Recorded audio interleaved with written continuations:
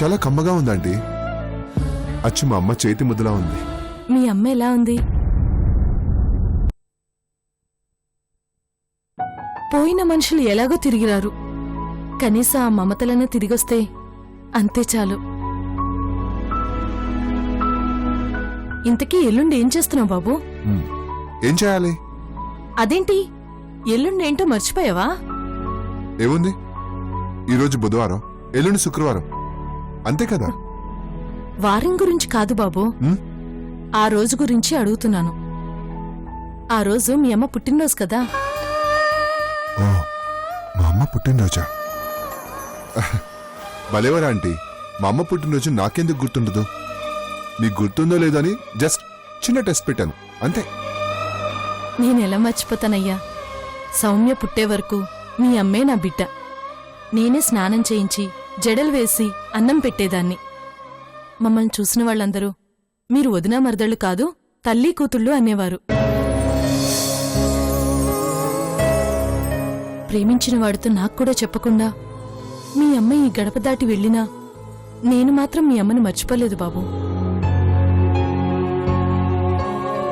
ప్రతి సంవత్సరం నేను సౌమ్య పెద్దావిడికి తెలియకుండా మీ అమ్మ పుట్టినరోజుని రహస్యంగా జరుపుతూ వచ్చాం. ఈ సంవత్సరం నాకు సౌమ్య తోడుగా లేదు, అందుకే.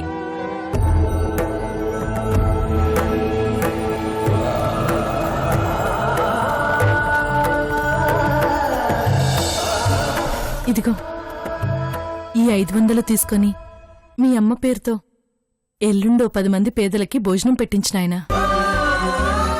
1,000 కోట్ల రూపాయలైనా ఈ ఒక్క నోటికి సమానం కాదు. గాడ్ ఈస్ గ్రేట్ అంటారు, రిలేషన్షిప్స్ కూడా గ్రేట్. ఏమైంది బాబు? అమ్మ పుట్టినరోజు ఇంట్లో ఎలా జరపాలా అని చూస్తుండండి. ఎల్లుండి ధూమ్ ధామ్ చేస్తాను, ఇల్లంతా అదర కొట్టేస్తాను.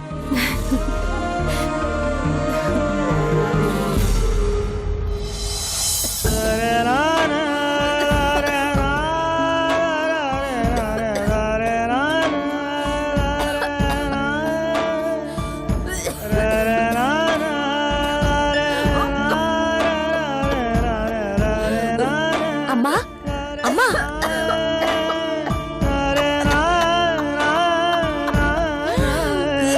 అమ్మా అమ్మా,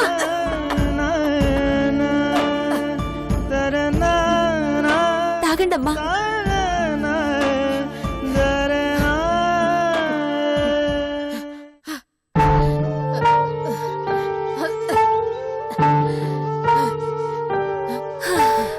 చందమామలా చక్కగా ఉండేవారు. ఈ మాయదారి జబ్బు వల్ల ఎలా అయిపోయారు? ఇక నా పని అయిపోయింది కదా పండరి. ఎందుకమ్మా అలా అంటారు? నా పరిస్థితి నాకు తెలుస్తోంది. నేను కూడా చదువుకున్నదాన్నే. నాకు క్యాన్సర్ 4th స్టేజ్ లో ఉందని డాక్టర్ చెప్పారు. ఈ స్థితిలో నేను ఎన్నో రోజులు బ్రతకడం కష్టం.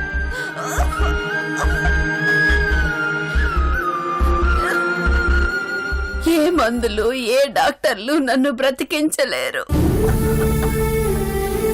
నా కోసం అనవసరంగా అది కష్టాలు పడుతోంది. పెళ్లి చేసి అత్తారింటికి పంపించాల్సిన దాన్ని నా వైద్యం కోసం వీధుల వెంట తిప్పుతున్నాను. మగవాళ్లకి కూడా ఈ దుస్థితి రాకూడదు. మీరేమనుకోనంటే ఒక మాట చెప్పనా అమ్మా? ఇటు మీ పుట్టింటి వాళ్ళు, అటు మీ అత్తింటి వాళ్ళు బాగా కలిగిన వాళ్ళని చెప్పారు కదమ్మా. ఈ కష్టాలు పడే బదులు ఆ ఇంటికో ఈ ఇంటికో వెళ్ళొచ్చు కదమ్మా.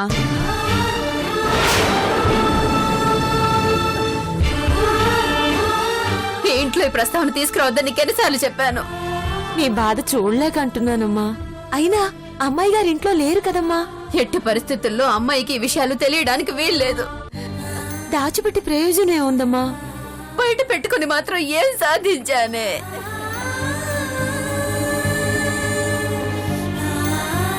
మా పెళ్ళైన కొత్తలో నేను ఆయన మా 2 కుటుంబాలతో కలవాలని ఎంతగానో ప్రయత్నించాం. కానీ కలవనిచ్చారా?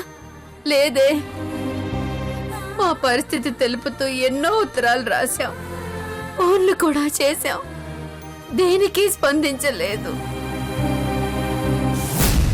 పెద్దలకు చెప్పకుండా లేచి రావడం తప్పే అయినా అప్పటికే గర్భవతినైన నేను ఆ నిర్ణయం తీసుకోక తప్పలేదు. అయినా అందరి తల్లిదండ్రులు ఇలాగే ఉంటున్నారా? నా అన్న వాళ్ళందరూ కరువై అనాథల్లా బ్రతికాము. ఆఖరికి మా 2 కుటుంబాల కాఠిన్యానికి ఆయన బలైపోయారు. జరిగింది ప్రమాదమో హత్యో తెలియకుండానే పోయింది. ఇంత జరిగాక ఏ మొహం పెట్టుకొని అమ్మాయికి ఇదంతా చెప్పను. భర్తను పోగొట్టుకున్నాను, నాకు నేను లేకుండా పోతున్నాను.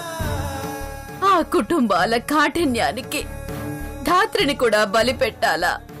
వద్దు పండరి, మేము చచ్చామని బతుకుతున్నారు వాళ్ళు. నేను చచ్చినా సరే నా కూతుర్ని మాత్రం వాళ్ళ బ్రతుకుల్లోకి పంపను, అంతే. కాకపోతే ఒక చిన్న కోరిక, చచ్చిపోయే ముందు ఆఖరి కోరిక అంటారే, అలాంటిది. నన్ను తింటున్నది క్యాన్సర్ మాత్రమే కాదు, నా 2 కుటుంబాల నిరాదరణ కూడా. క్యాన్సర్ ని ఎలాగూ జయించలేను, కనీసం నేను ఆయన తప్పు చేయలేదని ఆ 2 కుటుంబాలతో ఒప్పించాలని ఆశ. కానీ దేవుడు నాకంత సమయం ఇవ్వనంటున్నాడు.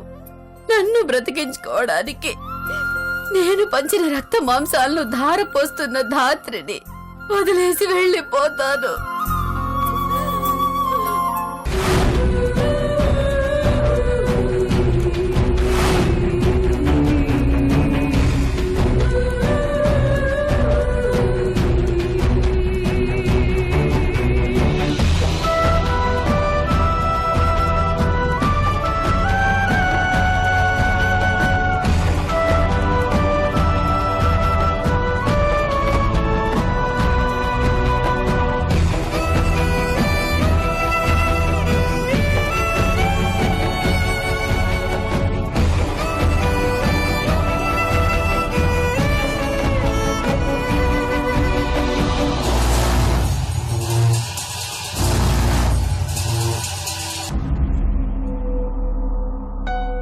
కూర్చోమ్మా. సారీ అమ్మా, వెయిట్ చేయించానా? పర్వాలేదు సార్. ఏంటమ్మా టెన్షన్గా ఉన్నావు? ఓ, మొదటిసారి కదా, ఆ మాత్రం ఉంటుంది. రెండోసారి కాస్త తగ్గుతుంది, మూడోసారికి ఏమీ ఉండదు. అసలు మూడోసారి అనేదే ఉండదు. ఎందుకంటే మనిషికుండేది 2 కిడ్నీలే కదా.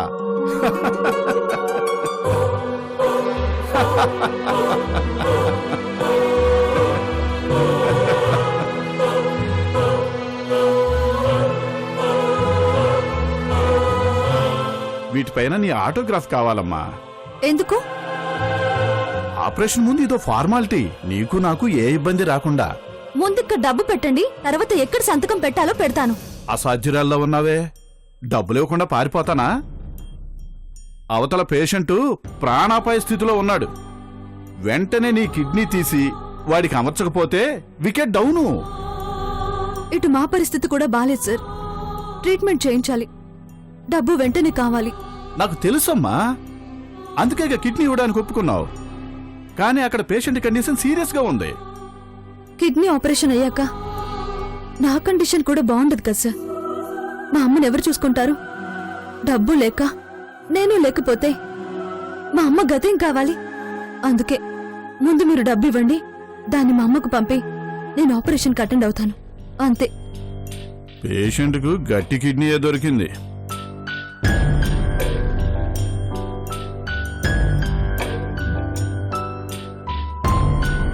ఇదిగోనమ్మా డబ్బు, సంతకం పెట్టి తీసుకో. ఎంత? ముందే అనుకున్నాం కదమ్మా, 2 లక్షలు. అదేంటి, అప్పుడు అనుకున్నది 5 లక్షలు కదా. 5 లక్షలు మీకే ఇచ్చేస్తే మరి మాకేంటి? మీరంటే? నేను డాక్టర్ గారు. కిడ్నీ ఇచ్చేది నేనైతే డబ్బులు మీకెందుకు ఇవ్వాలి? బాలేదా అనివమ్మా, నీకు కిడ్నీ ఇవ్వడమే కొత్త అనుకున్నాను, ఇలాంటి వ్యవహారాలు కూడా కొత్తేనా? మేమేమన్నా సంఘసేవ చేస్తున్నామా? మీకు డబ్బులు ఇప్పించే మేము డబ్బు తీసుకుంటే తప్పేంటి? నేను చేస్తుంది తప్పని తెలిసినా ఎందుకు చేస్తున్నానో నాకు మాత్రమే తెలుసు. అయిన వాళ్ళు లేక, ఆదుకునే వాళ్ళు లేక, అమ్మను బ్రతికించుకోవడం కోసం ఆఖరికి నా శరీరాన్ని కోసిస్తున్నాను. ఆ కనికరం కూడా లేకుండా పోయింది. మనుషుల మధ్య ఉన్నానో మృగాల మధ్య ఉన్నానో తెలియడం లేదు. చూడమ్మా, ఎక్కువ మాటలొద్దు. నీకు ₹1,00,00,000 అవసరం ఉందని చెప్పి నేను 1,00,00,000 ఇవ్వలేను కదా. నేను ఇవ్వగలిగింది ఇంతే. నీకిష్టం లేకపోతే చెప్పు. 50,000కే కిడ్నీ ఇవ్వడానికి ఇంకోటి రెడీగా ఉన్నాడు. నాకు కూడా 4.5 లక్షల లాభం వస్తుంది. ఏదో ఆడపిల్లవి, కష్టపడుతున్నావని నీకు ఆఫర్ ఇచ్చాను. ఆ తర్వాత నీ ఇష్టం. ఎక్కువ టైం లేదు.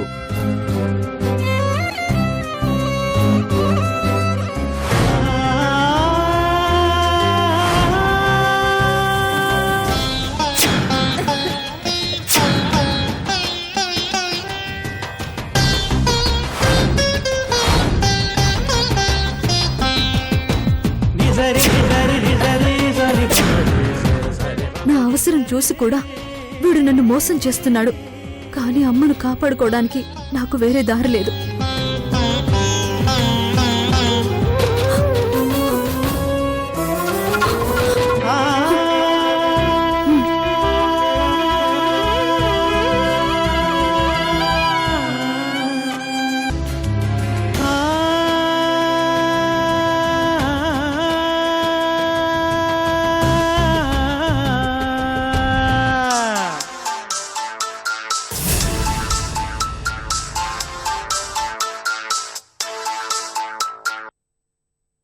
చెప్పవే.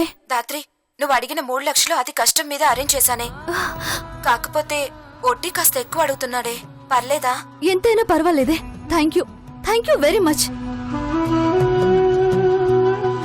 త్వరగా సంతకం పెట్టమ్మా. సాటి మనిషి కష్టాల్లో ఉంటే దాన్ని కూడా వ్యాపారం చేస్తారా మీరు? మీకన్నా రాబందున్నాయి. శవాన్ని పిక్కు తింటాయి. మీరు బతికుండగానే పీక్కు తింటున్నారు. మీరు బాగుపడరు. ఛీ!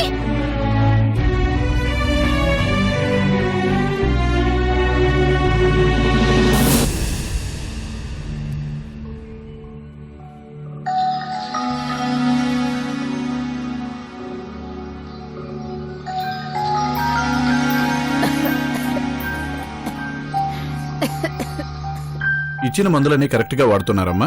టైంకు మందులు వేస్తున్నాను డాక్టర్ గారు. ఈ నరకం నాకింకెన్నాళ్ళు డాక్టర్ గారు? మీరలా నిరుత్సాహపడకూడదమ్మా. ధైర్యంగా ఉండాలి. అప్పుడే మీరు వ్యాధిని ఎదుర్కోగలరు. నాకొచ్చిన క్యాన్సర్ నన్ను జయించేదే తప్ప నేను ఓడించగలిగేది కాదని మీరే చెప్పారు. ఎలాగూ పోవడం తప్పదనుకున్నప్పుడు నా కూతుర్ని కష్టపెట్టకుండా పోవడం మంచిదని నేను అనుకుంటున్నాను.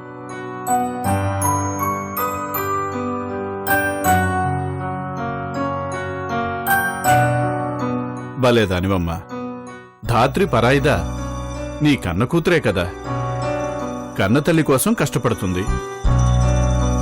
దాన్ని కనటానికి నేను పడ్డ పురిటి నొప్పుల కన్నా నన్ను బ్రతికించుకోవడానికి అది పడుతున్న కష్టాలే ఎక్కువ డాక్టర్ గారు. ఇంత చేసినా నేను బ్రతకను కదా. అందుకే డాక్టర్ గారు, నన్ను కొన్నాళ్లు బ్రతికించే మందుల కన్నా నన్ను వెంటనే చంపేసే విషయం ఏదైనా ఉంటే ఇవ్వండి.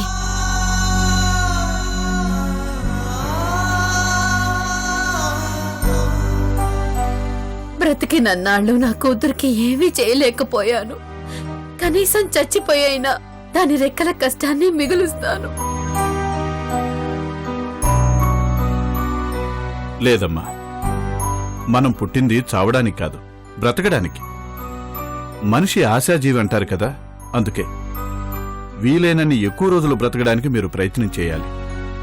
ఇలా జీవించే వల్ల బతికితేనేం చేస్తేనేం. లేదమ్మా, నేను మీకొక శుభవార్త కూడా తీసుకొచ్చాను. ఈ మధ్య స్వీడన్ దేశంలో క్యాన్సర్కి ఒక కొత్త మందు కనిపెట్టారు. అది క్యాప్సిల్స్ రూపంలో దొరుకుతుంది. ఆ మందుల వల్ల సంపూర్ణ ఆయుష్ రాకపోవచ్చు గాని కొంత ఆయుర్దాయం పెరుగుతుంది.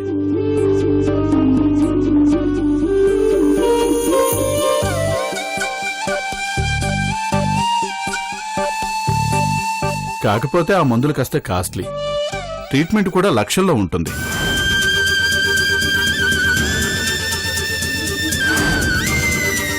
డబ్బు అరేంజ్ చేసుకుంటే మిమ్మల్ని హాస్పిటల్కి షిఫ్ట్ చేసి వెంటనే ట్రీట్మెంట్ స్టార్ట్ చేస్తాం.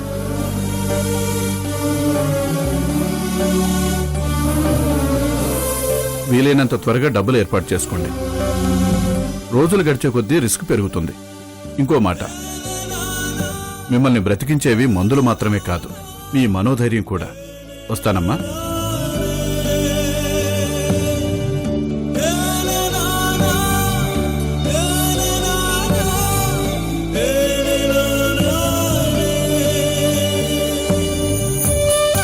Hello Dhatri, hello doctor. నీకు గుడ్ న్యూస్ అమ్మా. అంతా విన్నాను సార్. వెంటనే డబ్బుల కోసం ప్రయత్నిస్తాను. వీలైనంత త్వరగా అమ్మని హాస్పిటల్కి తీసుకొస్తాను. గుడ్. అలాగే మీ అమ్మగారికి కాస్త ధైర్యం కూడా చెప్పండి. మేమిచ్చే మెడిసిన్స్ కన్నా పేషెంట్కి బ్రతకాలన్న ఆశ ముఖ్యం. ఉంటానమ్మా. Thank you doctor. ఓకే.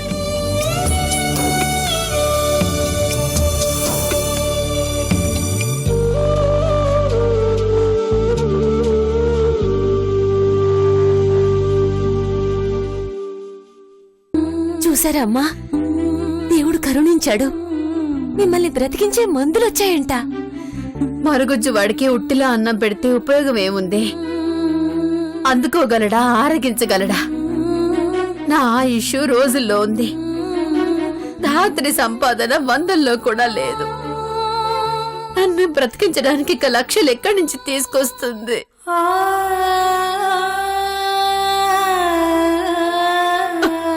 ఏడవకండి అమ్మా, ఏం కాదమ్మా.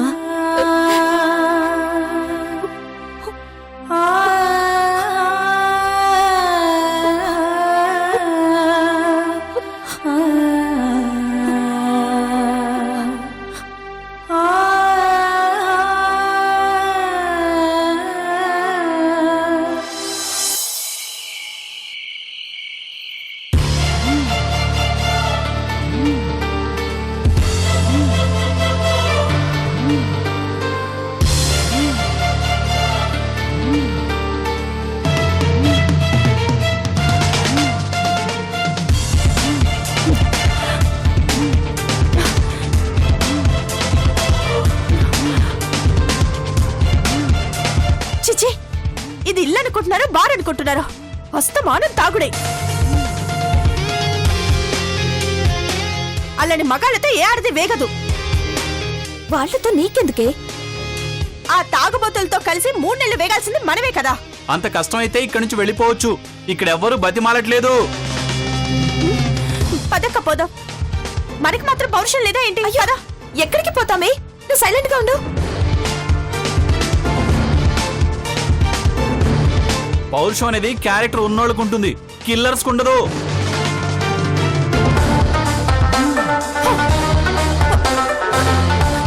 ప్లీజే, ముందు నువ్వు కూర్చో కూర్చో. వాళ్ళతో మనకెందుకు?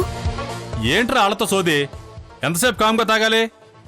ఏదో సినిమా తెస్తారని వెళ్ళాడుగా రుద్రగాడు. ఏడి వచ్చేసా పెద్దనా. ఇదిగో సినిమా తెచ్చేసాం. ఏ సినిమా తెచ్చారు? సతీ సావిత్రి. ఏ సావిత్రి? సతీ సావిత్రి పెద్దనా, గొప్ప భక్తి చిత్రం. ఏంటి భక్తి చిత్రమా? ఇప్పుడు అది చూసి నేను సన్నాసుల్లో కలవాలా? ఇప్పుడు అదే కరెక్ట్ మూవీ అన్నయ్య.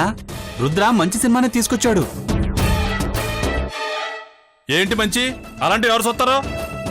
మసాలా సినిమాలు తెస్తే వాళ్ళు కూడా చూస్తారు కదా. వాళ్ళెవరు? వాళ్ళే అన్నయ్య. వాళ్ళంటే ఎవర్రా? అదే వదిన వాళ్ళు.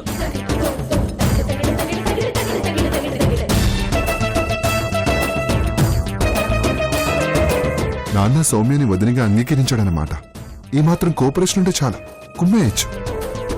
వదిన ఎవర్రా? పిచ్చి పిచ్చిగా ఉందా? అయినా వాళ్ళు సినిమా చూస్తే మనకేంటి నష్టం? అంటే పెద్దనా, ఫ్రెండ్ ఉద్దేశం ఏంటంటే మసాలా సినిమాల్లో హీరో హీరోయిన్స్ మధ్య రొమాంటిక్ సీన్స్ ఉంటాయి కదా, ఆ సీన్స్ మీరిద్దరు చూస్తే మీ ఇద్దరి మధ్య రొమాన్స్ పుట్టి కాపురానికి కమిట్ అవుతారని. అమ్మని నిజమే రోయ్, మనకి రక్తొద్దు, భక్తే కరెక్ట్. ఈ సీడీని పెట్టు తమ్ముడు. అలాగే పెద్దనా.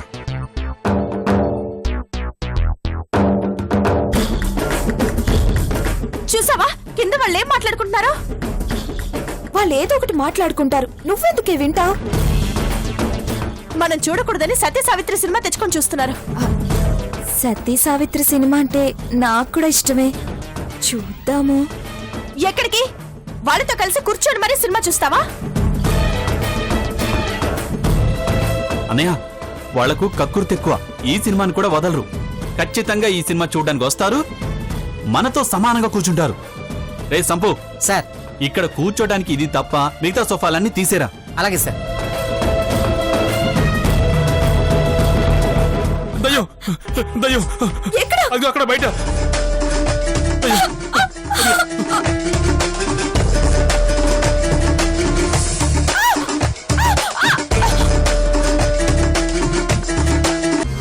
అయినా బాబుకి ముందే సత్య ఎవరో తెలుసా అండి? అంటే మురారి